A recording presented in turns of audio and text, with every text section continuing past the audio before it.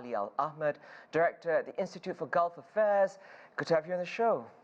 Well, good to have you, to speak with you. Thank you so much for having me. Our pleasure. Good evening. I want to start, Ali, with the significance of President Xi Jinping's visit to Saudi Arabia. We saw several deals signed.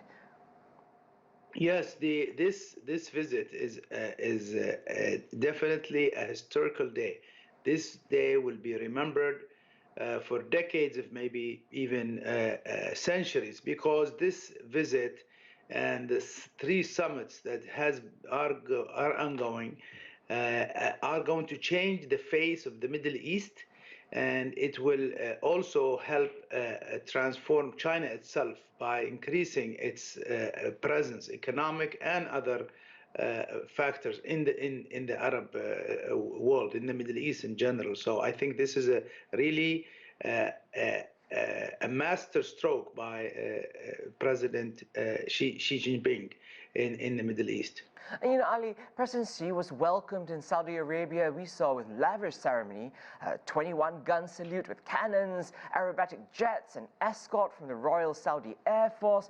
Not quite the subdued welcome US President Joe Biden received this summer. What can we read into this? Exactly. I said this morning that if you compare the reception that the Saudis threw for President Xi Jinping versus not only Biden but all American presidents, some of them received a nice welcome, but not at this scale, not this way. And I think because Mohammed bin Salman realizes relationship with China will increase Saudi geostrategic weight. And he's right about this, because now suddenly Riyadh becomes much more important, even in Washington.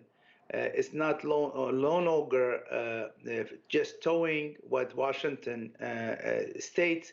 Now it is an emerging power in itself. And now with China, it will increase its influence, its status, for the benefit of the Saudi and the Chinese states.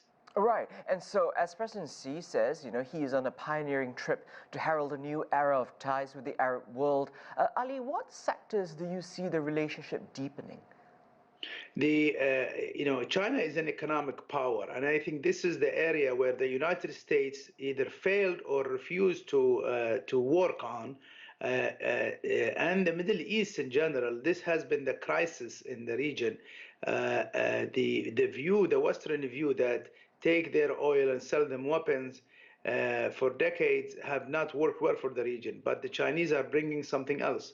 Where America is in the business of war, China is in the business of construction, building and expanding and improving human lives, the population's life. That, just like what happened in China under this government, the Chinese government, and the other ones where Chinese people have improved their lives because of these programs. And I think now the Middle East will move ahead, will benefit from that oil and other resources thanks to the Chinese role. And I hope that happens, because the region needs a huge economic uplift, and China appears to be the one who will help the states and the people of the Middle East do that.